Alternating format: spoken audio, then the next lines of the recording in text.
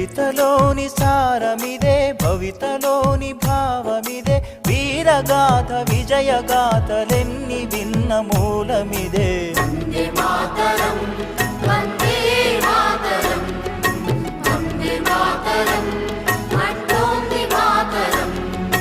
వందే మాతరం వందే మాతరం వందే మాతరం అంటోంది మాతరం.